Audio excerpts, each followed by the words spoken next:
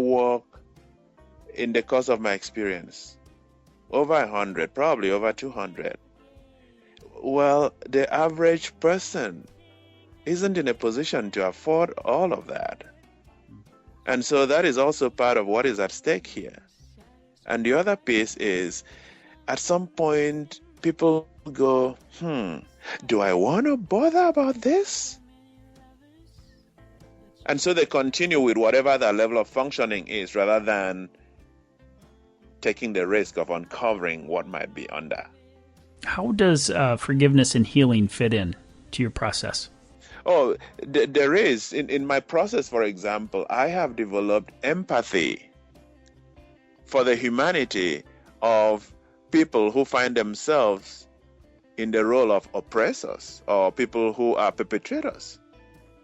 I never knew that I would discover that as part of my process, but I did. Like, I could discover the humanity, and so there was empathy. Not that I condone what they did, because the need still exists for us to continue to voice the struggles that people are under. For example, yesterday was Martin Luther King Jr.'s birthday. Well, we know that the issues that he stood for and fought for are not gone, and will continue. So while we do that, we have to come at it from this compassion and empathy place, rather than an us and them and judgment place that polarizes us and creates even more problems in the world. So that's part of the discovery that I found. And the other one that I found was that in giving myself permission to engage my secondary, in my ability to access raw emotions and scream and express all of what is in there, those emotions do not have control over me anymore, or do not have the potential of exploding to a hurtful dimension. I just wanted to mention to our listeners, I was corresponding with you, Okokon, and you were rehearsing the play in your house, in your own home. Yes. And you were concerned about your neighbors knocking on the door, seeing if you were okay. Speaking of raw emotions, you're a big man. Yeah. And you have a large set of vocal cords and lungs to you. I would imagine that you could make some noise. Yes, and I will make some noise on the stage too. So, and making the noise is not just in a dramatic fashion. It is for people to access the potential for destruction that exists in the human mind. And in fact, in one of the monologues that is part of my play, one of the victims of oppression actually lost it and took somebody's life in anger and rage. See, that is also a possibility, which is why we continue to have the kinds of fights and struggles we have in the world. It is because people have been pushed to the limits of their endurance or ability to cope. So this is about dealing with these emotions before they get to that extreme explosive point where it actually hurts, destroys relationships, destroys lives, and of course, negatively impacts the planet. Okokon, within your theme of marginalization and internalized oppression, where do you want to take this? Is this something that once it's done, it's over, you're going to move on? Or are you planning on taking this, using it as a tool for other people to learn from? Well, I am open to being invited to perform. I am currently working on 3 invitations right now. One is in the UK, the other one is in Turkey, and the third one is in my state, Minnesota. And I am in the process of also applying, sending proposals to some major international conferences that deal with nation building or diversity or multiculturalism, so that people can understand the kinds of dynamics that are at play when people are dealing with the issues of marginalization and internalized oppression. And I think in a way, it has implications for some of the reactions that we see in the world through groups like Al-Qaeda.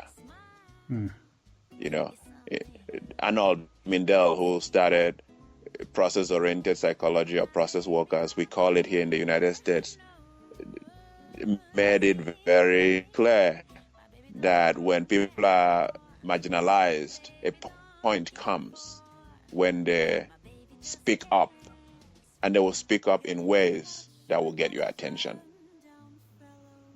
So that is a response to marginalization. And the sooner we start taking a look at the different ways and forms that people are marginalized locally, nationally, internationally, and begin to address that and bring healing to it, as in what happened in South Africa, the peace and reconciliation movement there. Until you do that, it does in fact reach a tipping point where it explodes in destructive ways. It seems to me that there's also a reverse tipping point.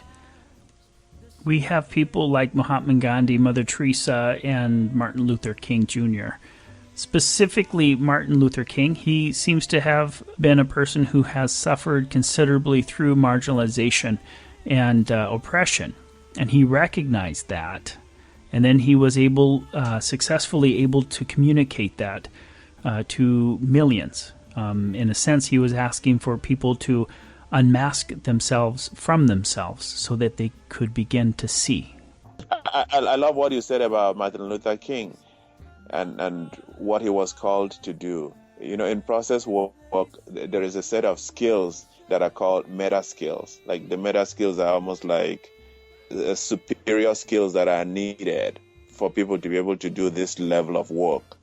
And one of them is called eldership. And eldership isn't necessarily the way it is understood in most cultures by age.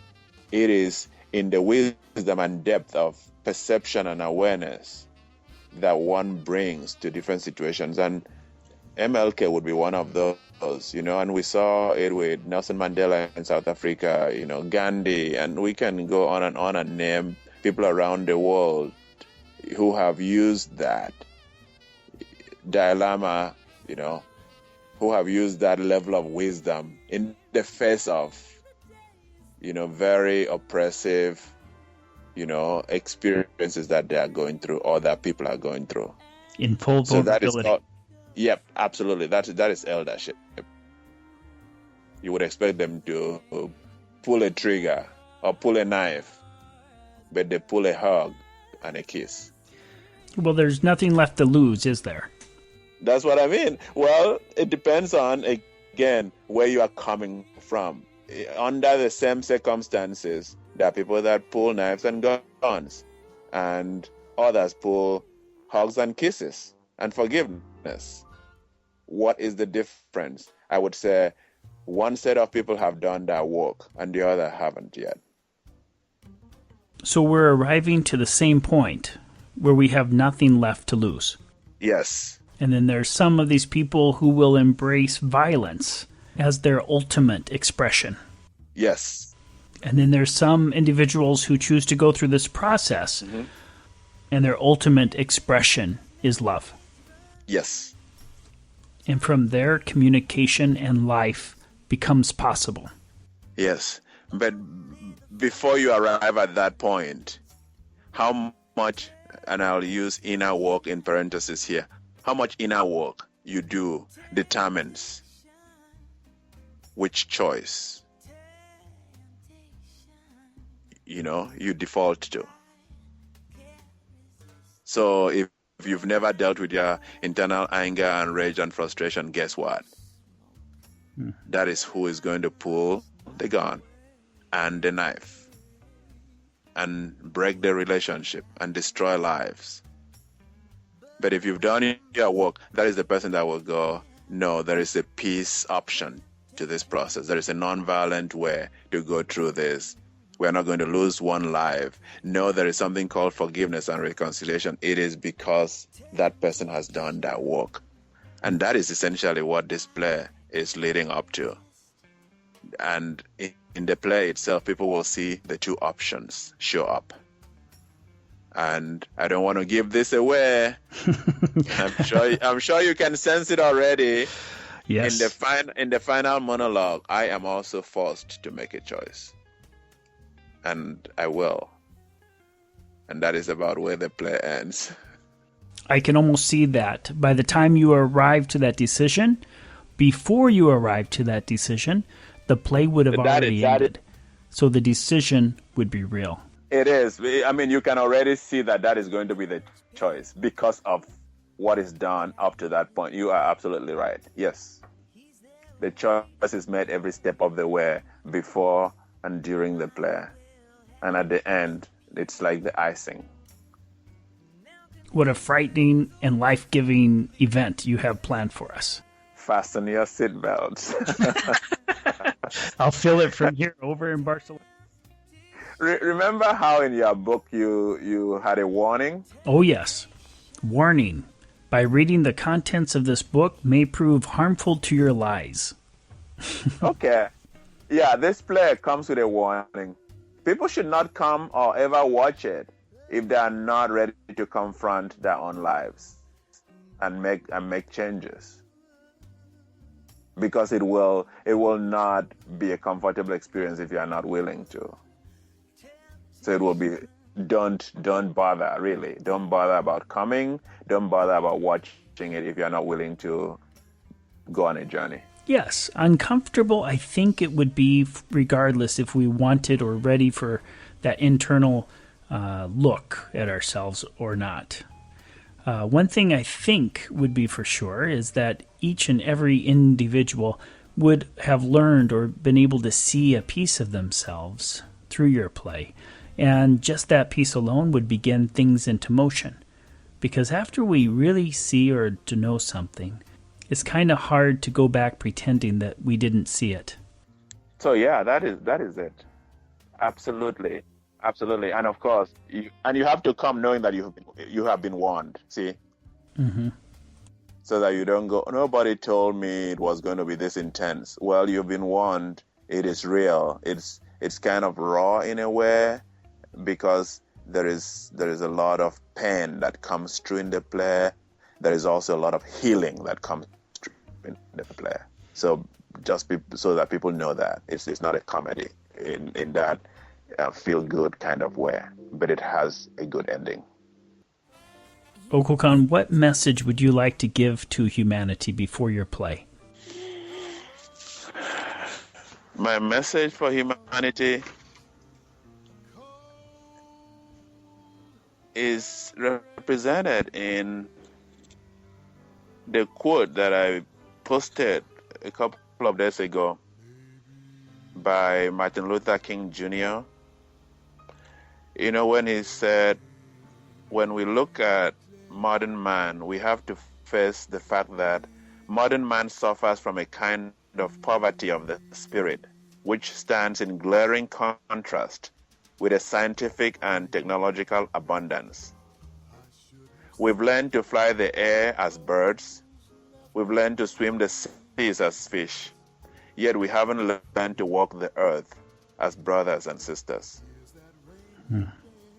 So ultimately, it's really about healing the planet, healing ourselves, healing relationships, and creating an environment where kids do not have to die unnecessary deaths like we see often, or spend their resources in years of therapy over things that they did not cause. So let's get this right, planet Earth. Let's get this right, citizens of the world. Okay, humanity, you have it. From Okokon Udo, it is time to heal. And Okokon, thank you for joining us today on Authenticity Radio. Thank you so much, Sled, for being the gracious host that you always are.